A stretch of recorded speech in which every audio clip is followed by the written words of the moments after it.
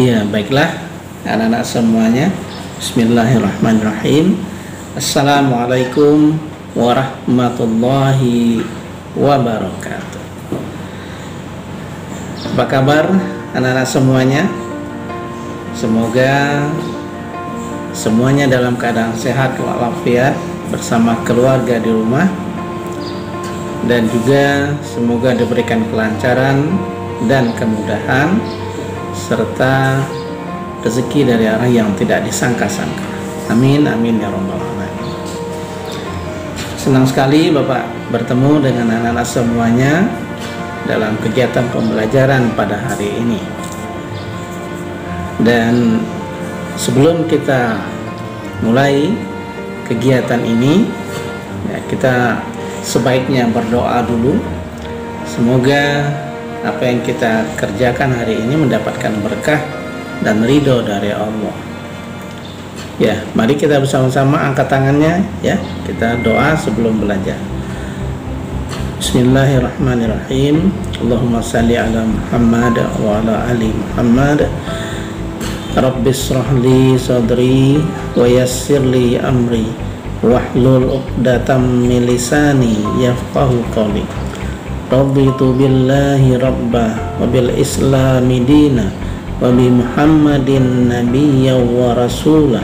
Rabbi zidni ilma warzuqni fahma. Amin amin ya rabbal alamin. Allahumma shalli ala Muhammad wa ala ali. Ya, anak-anak semuanya, anak-anak yang luar biasa, anak-anak yang cerdas dan berkarakter. Nah, untuk hari ini kita akan membahas tentang waktu, ya, atau lebih tepatnya adalah manajemen waktu. Bagaimana kita caranya memanage waktu kita, ya. Jadi karena Allah memberikan kepada kita ini kan waktu yang sama semuanya.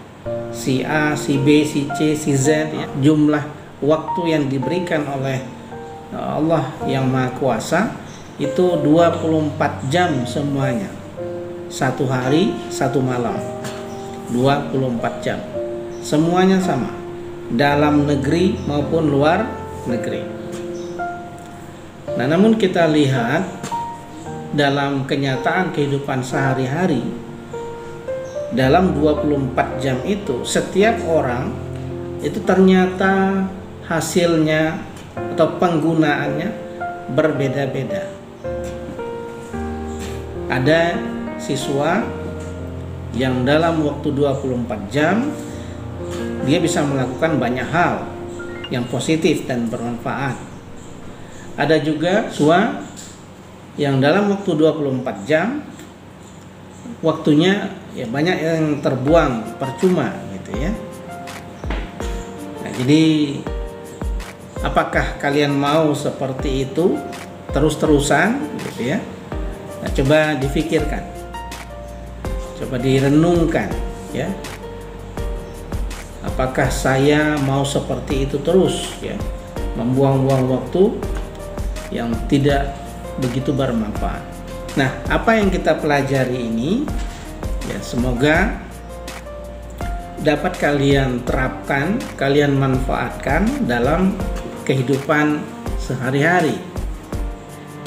Jadi semoga apa yang kita pelajari hari ini menambah ilmu bagi Bapak maupun untuk semuanya, ya. Nah, kita tambah satu ilmu, ya, step by step. Nah, untuk belajar, untuk mendapatkan masukan ilmu yang baru, nah, sebaiknya kita mengosongkan gelas kita dulu. Kita mengosongkan gelas kita dulu, ya. Gelas ini, ya. Gelas ini kan kosong, ya. Gelas ini kan kosong. Nah, kalau gelas ini kosong, berarti dia siap untuk diisi. Siap untuk diisi sesuatu yang baru.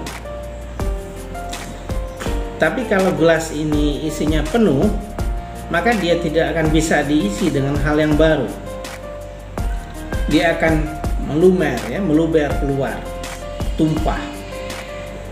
Nah, ini gambarannya adalah mengenai ini ya Pak, otak kita, pikiran kita. Jadi sebelum kita belajar sesuatu, kita kosongkan dulu gelas pikiran kita ini. Ya, kita ibaratkan gelas pikiran kita ini kita kosongkan dulu. Sehingga kita siap untuk menerima informasi atau ilmu yang baru. Sebab kalau gelas pikiran kita ini sedang penuh atau kita anggap penuh, kita anggap sudah pintar, sudah tahu segalanya, maka ilmu yang baru itu tidak akan masuk. Tidak bisa masuk. Kenapa? Ya karena dia sudah merasa penuh, sudah merasa tahu semuanya. Gitu ya. Jadi Bapak juga belajar ya, masih juga banyak belajar dari orang lain. Jadi kita selalu mengosongkan gelas kita saat kita mau belajar sesuatu yang baru. Bisa ya? Oke, siap ya? Siap ya untuk belajar? Oke. Nah, kalau sudah siap, kita akan mulai membahas tentang waktu ini. Kita pertama tentang pengertiannya ya. Jadi menurut Kamus Besar Bahasa Indonesia, waktu itu adalah seluruh rangkaian saat ketika proses, ketika perbuatan, atau suatu keadaan sedang berlangsung. Nah, itu ya, Bapak ulangi. Menurut Kamus Besar Bahasa Indonesia, waktu adalah seluruh rangkaian saat ketika proses, ketika perbuatan, atau suatu keadaan berlangsung. Nah, itu menurut Kamus Besar Bahasa Indonesia.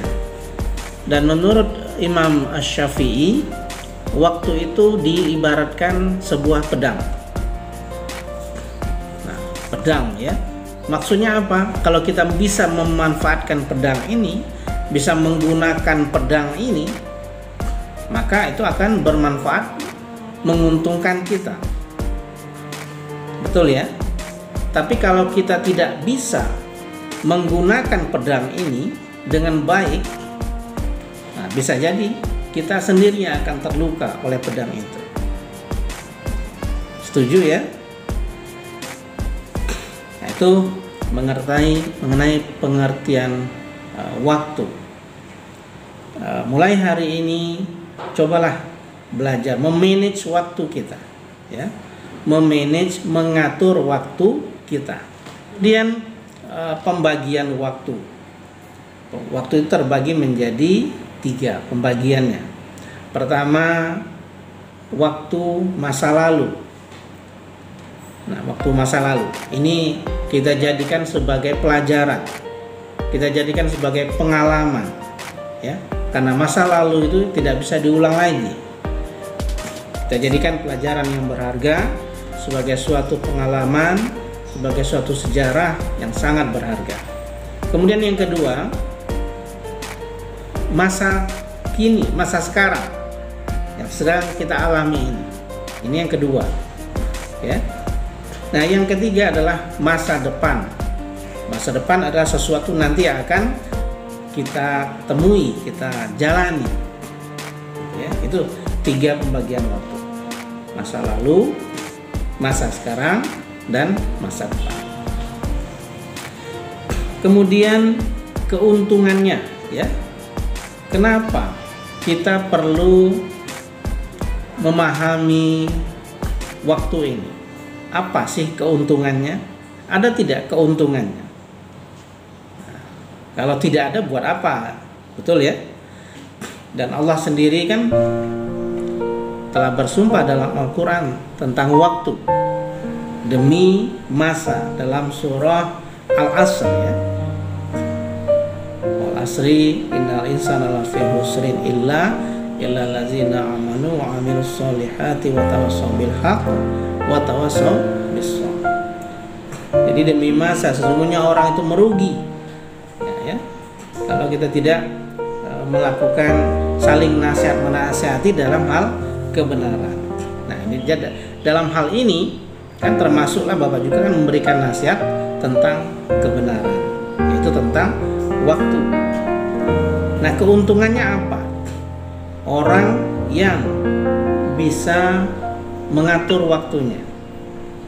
Yang pertama, ya dia akan merasa hidupnya akan merasa nyaman, tenang, ya, teratur gitu ya. Kemudian dia juga memperoleh pahala yang besar. Lalu apalagi keuntungannya? Dia akan menjadi orang yang sukses, menjadi orang yang berhasil dalam hidupnya. Jadi apapun yang dia kerjakan, kalau orang itu bisa membagi waktu, seluruh pekerjaannya akan beres. Bagaimana? Kalau tadi ada keuntungan, tentu ada kerugian. Ada tidak kerugiannya? Orang yang belum memanage waktunya dengan baik. Nah, tentu ada kan? Betul ya? Nah, contohnya kalian sendiri mungkin pernah mengalami karena tidak mengatur waktu, kalian menjadi stres, ya, kemudian terkejut gitu ya. Kadang-kadang mengalami depresi gara-gara tidak bisa mengatur waktunya. Lalu bisa jadi kalian akan kehilangan kesempatan.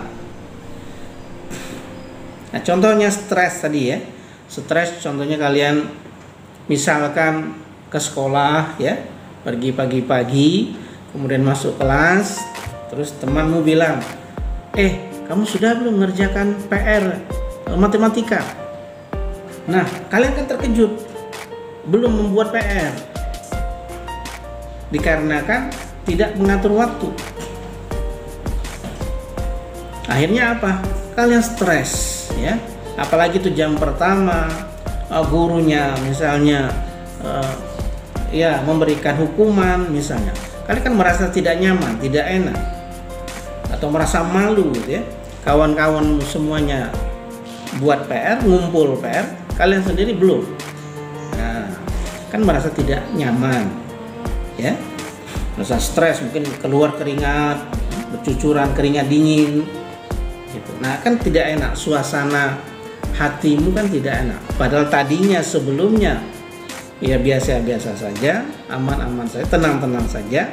Nah, setelah tahu ada PR dan kalian belum mengerjakan, nah, sehingga mempengaruhi proses psikologis ya, kenyamanan. Atau bisa juga gini, pernah kan mungkin mengalami ulangan misalkan ya. Ibu guru, misalnya guru bahasa Indonesia bilang, anak-anak hari ini kita sesuai dengan janji kita hari ini ulangan. Nah, kalian kan terkejut misalkan ya, belum siap, belum mengatur waktunya tadi ya, belum belajar di rumah, belum mengulangi pelajaran. Nah, maka kalian akan terkejut, stres lagi ya kan, stres lagi, tidak nyaman lagi, pasti itu tidak nyaman karena tidak siap. Apa yang mau dijawab nantinya, apa yang mau ditulis. Nah, jadi lalu orang-orang yang tidak mengatur waktunya bisa terjadi kehilangan kesempatan ya. Bahkan waktu 1 detik pun sangat berharga. Contohnya apa? Pemain sepak bola ya, yang sedang menyerang ke depan gawang, pada saat temannya mengoper bola ke depan gawang. Nah, kan itu berlangsung waktu detik gitu ya. Kalau dia tidak bisa memanfaatkan bola itu, tidak bisa menendang dengan baik, memanfaatkan kesempatan, maka tidak akan terjadi gol gitu. Atau orang berperang menembak musuhnya ya, sudah ada targetnya. Nah, sudah dibidik, sudah ada masuk dalam lingkaran, tidak cepat dia tembak, orangnya akan pindah tempat. Tidak kena sasaran akhirnya. Ya, sangat penting waktu ini. Jadi, nah itu anak-anak ya, kerugiannya. Kita mengalami stres, kita terkejut, kadang-kadang kita bisa depresi karena tidak memanfaatkan waktu tadi, kehilangan kesempatan, kemudian juga prestasi kita kurang memuaskan, lalu hidup kita ini menjadi terburu-buru, ya, tergopoh-gopoh akhirnya. Melakukan sesuatu akhirnya asal jadi, asal kumpul saja, yang penting kumpul. Kualitasnya terserah. Nah, sudah pasti hasilnya akan kurang memuaskan. Betul ya? Nah, jadi itu anak-anak, kerugiannya banyak sekali. Nah, apakah masih mau seperti itu? Mau sampai kapan kalian merasa kurang nyaman tadi, ya, terburu-buru, tergopoh-gopoh, stres, ya? Mau sampai kapan? Nah, coba dipikirkan. Jadi kita sama-sama belajar, ya, sama-sama berlatih. Nah, lalu kita lihat bagaimana, ya, bagaimana Pak caranya memanage waktu, bagaimana cara mengatur waktu. Nah, jadi dalam hal ini kita akan belajar, ya, sama-sama belajar bagaimana cara mengatur waktu. Apakah kalian mau mengatur waktu kalian? Mau, ya? Ya kan, mau sukses kan, mau berhasil kan? Tidak ada orang yang sukses, orang yang berhasil yang tidak bisa mengatur waktu. Kalian bacalah di seluruh biografi orang-orang sukses, pasti mereka pintar mengatur waktu. Lihatlah teman-temanmu yang berprestasi, ya. Banyak sekali kegiatannya, tapi mereka bisa membagi waktu. Mulai dari dia les matematika, dia les bahasa Inggris, kemudian apalagi masuk klub sepak bola misalnya, ya, kemudian karate, musik dan sebagainya, karena dia bisa mengatur waktunya, dan waktunya itu bermanfaat secara positif dan akan berguna nanti di masa depan maupun masa sekarang, daripada habis waktu untuk tidur, habis waktu untuk bermain, ya, hura-hura, hulu kilir, tidak karuan. Nah, jadi hilang waktu secara percuma. Nah, baiklah caranya tadi, ya. Caranya adalah kita tulis, ya. Kita tulis. Ambil pena, ambil kertas, kita tuliskan. Kapan? When? Jadi sebaiknya kita membuat agenda, ya. Jadi kita buat agenda. Jadi alat untuk mengatur waktu ini adalah agenda. Salah satunya adalah agenda. Kita buat agenda dulu. Kapan kita buat? Ya malam hari. Kira-kira jam berapa? Ya jam-jam 8 atau setengah 9, ya, setelah semuanya selesai beres. Nah, kalian buatlah agenda untuk besoknya. Nah, agenda yang pertama, mau bangun jam berapa? Nah, kalian atur juga. Mau bangun jam berapa? Tuliskan. Karena selama ini kan sering bangun molor, betul ya? Sering kesiangan, betul ya? Tidak sholat subuh, ya kan? Bangunnya lesu, kurang bersemangat. Karena tidak sholat subuh, tidak kena air wudhu, tidak membaca bacaan Al-Quran. Ya baik, misalkan, ya, kan ada temanmu yang, aku kepengen bangun jam 4. Setelah bangun jam 4, aku kepengen sholat tahajud dulu gitu, ya. Nah, bangun, ngambil air wudhu, sholat tahajud. Lalu sudah sholat tahajud, saya mau baca Al-Quran. Setelah baca Al-Quran apa? Zikir, istighfar gitu kan, sambil menunggu azan subuh. Nah, lalu ke masjid dekat rumah, ya, sholat subuh. Lebih baik sebelum azan subuh sudah berangkat ke masjid gitu, ya. Jam berapa? Jam 5 kurang 1/4 atau 5 kurang 20. Nah, lalu sholat subuh berjamaah di masjid untuk yang laki-laki, ya. Nah, setelah sholat subuh, nah, lalu apa lagi? Pikirkan, kalian mau ngapain? Apakah mau baca buku misalnya, ya, atau mau melanjutkan tugas yang belum selesai misalnya. Nah, pikirkan itu. Di masa COVID ini kan kita di rumah, ya kan. Nah, mungkin daring mulainya mungkin jam 8 ya. Nah, sebelum jam 8 itu apa yang mau dilakukan? Ya. Nah, tuliskan step by step-nya. Nah, setelah daring sampai jam 12 ya, mungkin ya. Nah, nanti boleh taruhlah istirahat ya. Mau sholat subuh, siap-siap mau sholat zuhur ya. Siap-siap mau sholat zuhur. Taruhlah sampai jam 1 ya. Nah, jam 1, nah kita mau ngapain? Dari sholat zuhur ke menjelang asar. Atau misalnya, oh saya mau istirahat. Oke, tuliskan istirahat. Tidur siang dari jam 1 sampai jam 2 misalnya ya. Tidur siang juga kan tidak perlu lama-lama. Orang Jepang saja dia hanya butuh 30 menit untuk istirahat siang. Ya, kalau overdosis justru membuat tubuh kita ini jadi lesu ya. Nah, setelah 1 sampai jam 2 istirahat siang. Nah, dari jam 2 ke jam 3 apa yang mau dilakukan? Oh, mau main HP, main game, ya boleh, tulis main game misalnya ya. Jadi diatur, mau main, mau tidur, silakan. Atau misalnya sampai jam 2 sampai nanti azan asar main gamenya, boleh, silakan. Refreshing istilahnya ya kan.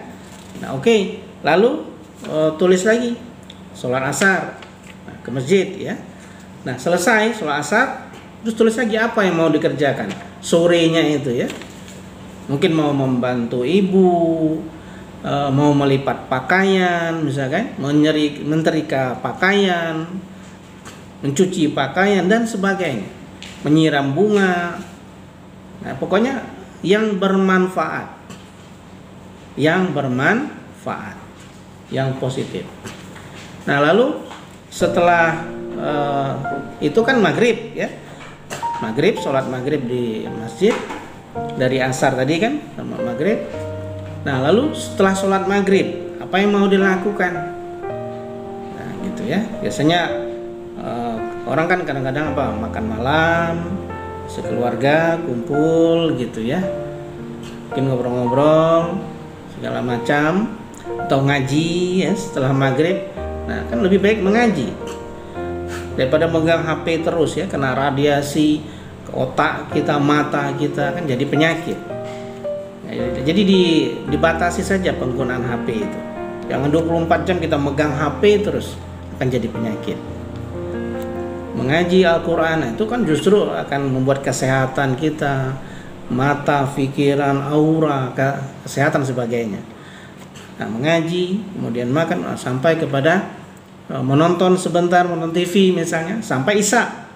Nah, Isya, setelah Isya apa yang mau dilakukan setelah sholat Isya ya? Nah, lalu mungkin membaca buku, mengulangi gitu ya. Sampai jam berapa? Sampai jam 8:30 misalkan ya. Kan misalkan tidur jam 9. Nah, 8:30 kalian evaluasi dan membuat agenda baru. Evaluasi agenda yang dari pagi sampai malam. Nah, kalian evaluasi mana yang terlaksana, bagian mana yang tidak terlaksana dan kenapa. Nah, mungkin yang tidak terlaksana mungkin dilanjutkan besoknya ya. Jadi pokoknya dievaluasi. Setiap malam kita evaluasi dan buat agenda baru untuk besoknya. Nah ya, step by step. Mungkin saat-saat awal ya banyak halangan, banyak hambatan, tantangan dan rintangan itu biasa. Nah, tapi pelan-pelan ya nanti akan berlangsung dengan sendirinya, otomatis ya. Kita sudah terbiasa. Allah bisa karena biasa. Jadi begitu, kalian buat sediakan satu buku khusus untuk agenda. Nah, nanti setelah di buku itu kita buat, nah kita salin juga di HP kita. Kan di HP ada agenda juga kan. Nah, jadi buku ini untuk di rumah, HP untuk kita pegang. Saat kita pergi kemana-mana, kita tahu jadwal kita, sehingga terus waktu kita ini teratur, terarah, gitu ya. Tujuannya kan agar hidup kalian nyaman, tenang, kemudian juga tidak terburu-buru, tidak tergopoh-gopoh, dan pada akhirnya nanti ya menjadi orang yang berhasil dan sukses. Nah, itu ya anak-anak ya. Ya, mungkin sampai di sini dulu penjelasan Bapak hari ini tentang manajemen waktu, cara mengatur waktu, mulai dari pengertiannya tadi ya, pengertiannya, keuntungannya apa, akibat dan kerugiannya apa kalau kita tidak mengatur waktu ya. Nah, lalu cara mengatur waktu gimana ya. Nah, itulah sampai di sini dulu penjelasan Bapak. Lebih dan kurang Bapak mohon maaf. Kepada Allah Bapak mohon ampun. Akhir kata, wabillahi taufiq wal hidayah. Assalamualaikum warahmatullahi wabarakatuh.